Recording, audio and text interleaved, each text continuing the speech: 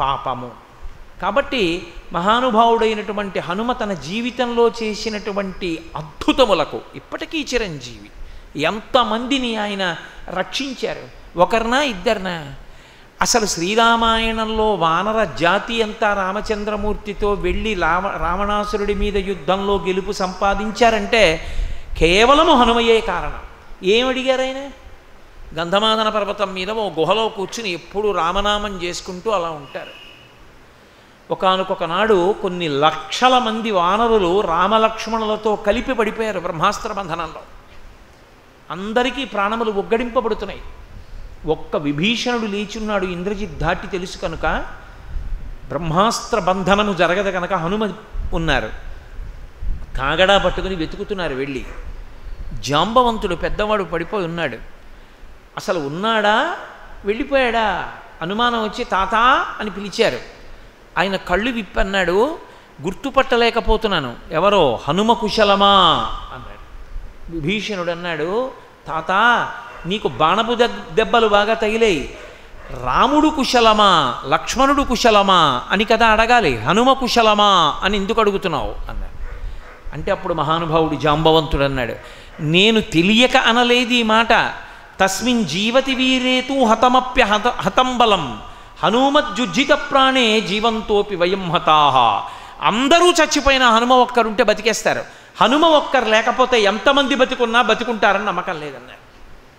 ఇంకొకడైతే గర్వపడిపోతాడు, ఇంకొకడైతే వెంటనే నా అంతవాణ్ణి నేనంటాడు. ఆయనేం అలా అనుకోలేదు. ఆయనేం గోడలకి కరపత్రాలు అంటించుకోలేదు, ఆటోలు వెనకాల బోర్డులు పెట్టుకోలేదు, అవార్డులు పుచ్చుకోలేదు. వంగి కాళ్ళు పట్టుకొని తాత హనుమ కుశలం అడుగుచున్నాడు అన్నారు. అని వెంటనే ఉత్తర దిక్కుకు వెళ్ళి ఆ విశల్యకరణి, సంధానకరణి, సావర్ణకరణి, ఆ సంజీవని ఉన్నటువంటి 4 ఔషధాలతో ఉన్నటువంటి పర్వతాన్ని తీసుకొచ్చి అందరూ బతికిన తర్వాత మళ్ళీ తీసుకెళ్ళి ఆ పర్వతాన్ని అక్కడ పెట్టేశారు.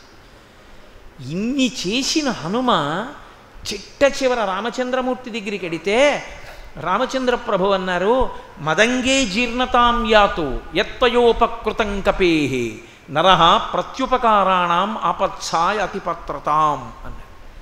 నాయనా, నీవు చేసిన ఉపకారమునకు నేను ప్రత్యుపకారము చెయ్యలేను, కాబట్టి నీవు చేసిన ఉపకారము నా శరీరమునందు జీర్ణమైపోవుగాక. ఎందుకని? నీకు ఉపకారం చెయ్యాలంటే నీ భార్యని ఎవరో ఎత్తుకుపోవాలి, నేను వెళ్ళి నీకు క్షేమవార్త చెప్పాలి, అది నీకు జరగకూడదు. కాబట్టి నీ ఉపకారమునకు ప్రత్యుపకారము నేను చెయ్యలేనన్నారు. అసలు చిత్రం ఏమిటంటే అంత మనోజవం, అంత బుద్ధిబలం, అంత శరీర బలం ఉన్నటువంటి హనుమ తన జీవితం మొత్తం మీద తన కొరకను చేసుకున్న ఒక్కటి లేదు, అంతా పరోపకారమే. ఇప్పటికీ చిరంజీవి కాబట్టి అంతే. అటువంటి హనుమ లోకమునకు దయాగుణంతో ఉపకారం చెయ్యడంలో ఆదర్శం. ఎవరు అటువంటి దయాగుణమును పొంది ఉన్నారో, అటువంటి స్థితిని పొంది ఉన్నారో, అలా పరమేశ్వరుణ్ణి దృష్టిలో పెట్టుకుని ఒకరికి ఉపకారం చెయ్యడంలో పరవశిస్తారో అటువంటి వారందరినీ కూడా భగవంతుడు ఎంత ఆనందం పొంది ఆశీర్వచనం చేస్తాడంటేట, ఒరే యజ్ఞం చేస్తే హవిస్సు కూర్చొని ఉపకారం చేశానురా, పూజ చేస్తే సంతోషించి ఉపకారం చేశానురా, వాళ్ళు ఏ ప్రత్యుపకారమును కోరకుండా లోకోపకారము చేసినటువంటి వారు, ఆ చెయ్యడంలో సంతోషాన్ని పొందినవారు తప్ప ఇంకా వేరే వాళ్ళకి ఏమీ ఉపకారం ఏం లేదు, వాళ్ళకి అంతకన్నా ఇంకేమీ లేదు ఆలోచన. ఆయనకది లేదు, నేను చెయ్యగలను, చేసేయడమే అంతే. అంత సంతోషంగా చేసేశారు మహాపురుషులందరూ. కాబట్టి అటువంటి వారిని చూసి ఏదో ఉన్నతగతులు ఇవ్వడం కాదుట, దేవతలందరూ నమస్కారం చేస్తారట. మహానుభావుడు రాయినికి నమస్కారం చేయండి అని. అది శంకర భగవత్పాదుల యొక్క ప్రతిపాదన. మిగిలినవి ప్రశ్నకి జవాబు చెప్పారు. ఒక్క ఈ ప్రశ్న దగ్గరికి వచ్చేటప్పటికి మాత్రం శంకరులు అన్నారు, దేవతల చేత కూడా నమస్కరింపబడేవాడెవడు ఈ లోకమునందు? దయాప్రధాన, దయను ప్రధానమైనటువంటి గుణముగా కలిగి ఉన్నవాడు.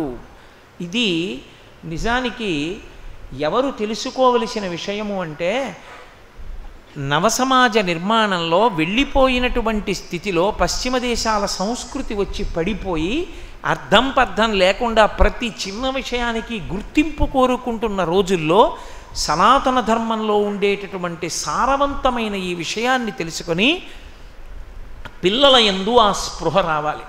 పిల్లల యందు ఆ స్పృహ వస్తే అసలు వాళ్ళు చెయ్యవలసింది ఏమిటో వాళ్ళకి అర్థమవుతుంది. నీకంత బాగా తెలియకపోవచ్చు, నాకు బాగా తెలుసు. నాతో ఎందరో చెప్తుంటారు, అయ్యా ఇప్పుడు మేము ప్రవచనానికి రాలేకపోతున్నాం, ఎందుకో తెలుసా?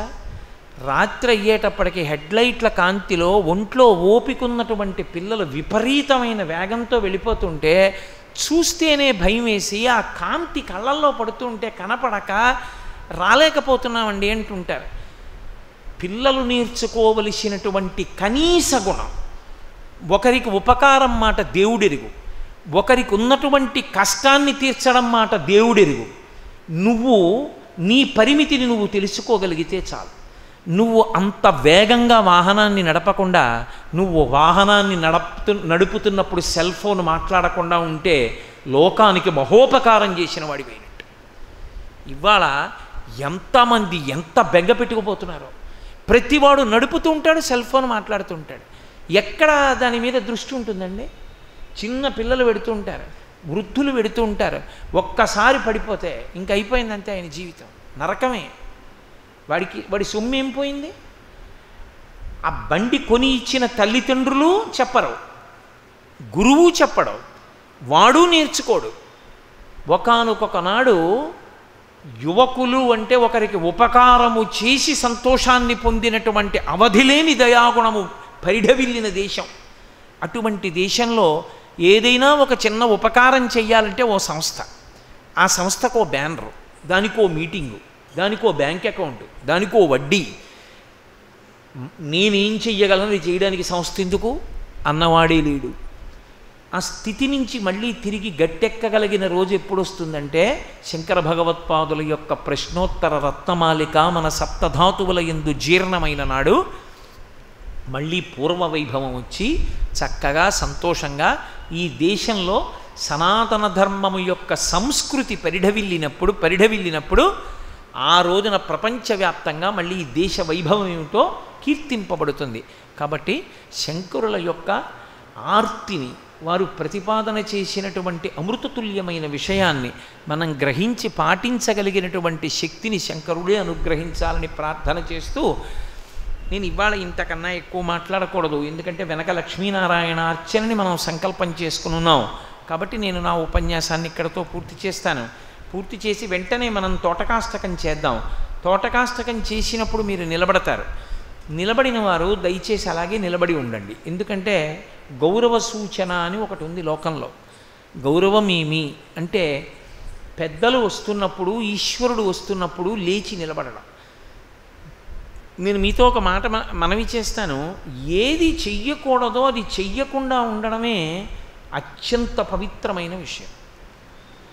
లోకంలో మర్యాద అని ఒక మాట ఉంది కదూ, ఆ మాట పాటించడమే గొప్పది అన్నిటికన్నా. మన తండ్రి గారే మన డబ్బుతోటే హాస్పిటల్లో జాయిన్ చేశాం, మనమే ప్రార్థన చేసి స్పెషలిస్ట్ని తీసుకొచ్చాం. మన నాన్నగారికే మనం కట్టిన డబ్బులతోటే ఆపరేషన్ చేస్తున్నారు. మనం లోపలికి వస్తామంటే పంపిస్తారా? పంపరు. నువ్వు నమ్మాలి, ఆ డాక్టరు తన ప్రాణాలని ఒడ్డి నీ తండ్రిని కాపాడతాడు. ఎట్టి పరిస్థితులలో ఎక్కడైనా నిర్లక్ష్యం ఉంటుందేమో కానీ ఏ పేషెంటు 10 కేసులు సక్సెస్ అయ్యే 11ది ఎలా అయితే ఏమిట్లే అని ఏ డాక్టరు చేయరు. ఏ పేషెంట్ని చూసినా బతకాలనే డాక్టర్ చేస్తాడు. ఆ విశ్వాసంతో నువ్వు బయట కూర్చుంటున్నావో కూర్చోట్లేదా? ఈశ్వరుడి పల్లకి వెడుతున్నప్పుడు కూడా ఒక మర్యాద ఉంటుంది. ఏమిటా పల్లకి అంటే ఆయన వెడుతున్నప్పుడు నమస్కరించు.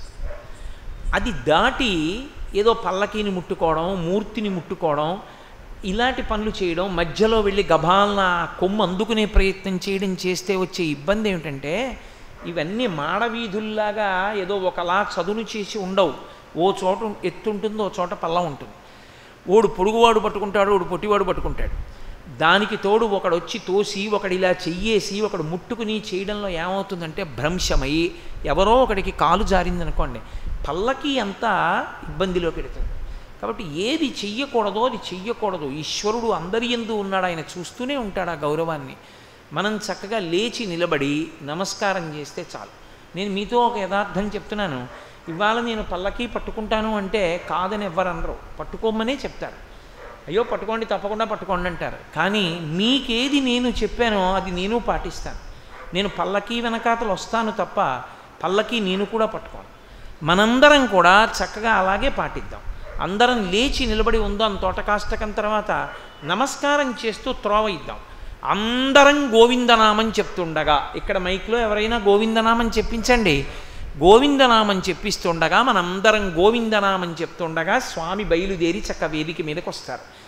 ఒక ఉత్సవాన్ని, ఒక కార్యక్రమాన్ని చేసుకునేటప్పుడు ఒక దేవాలయంలో తత్సంబంధమైనటువంటి సంస్కృతి వ్యవస్థీకరింపబడితే కార్యక్రమాలు చేయడంలో ఎంతో సౌలభ్యం ఏర్పడుతుంది. కాబట్టి చక్కగా ఇవాళ మనం అలా చేద్దాం. మీరెవ్వరూ అలా అడ్డుపడకుండా చక్కగా గోవిందనామం చెప్తూ భక్తితో లేచి నిలబడతారని నాకు పరిపూర్ణమైన విశ్వాసం ఉంది. కాబట్టి ఇప్పుడు తోటకాష్టకం మొదలు పెడదాం. అందరూ దయచేసి లేచి నిలబడండి. మంగళాశాసనపరై మదాచార్య పురోగమై సర్వైశ్చ పూర్వైరాచార్యై సత్కృతాయాస్తు మంగళం. మంగళం కోసలేంద్రాయ మహనీయ గుణాత్మనే చక్రవర్తి తనూజాయ సర్వభౌమాయ మంగళం. ఉమాకాంతాయ కాంతాయ కామితార్థప్రదాయినే శ్రీగిరీశాయ దేవాయ మలినాథాయ మంగళం. కరచరణకృతం వా కర్మవాక్కాయజం వా శ్రవణనైనజం వా మానసం వాపరాధం విహితం వా సర్వమేత్తక్షమస్వా శివ శివ కరుణాబ్ధే శ్రీ మహాదేవ శంభో. సర్వం శ్రీ ఉమామహేశ్వర పరబ్రహ్మార్పణమస్తు. స్వస్తి.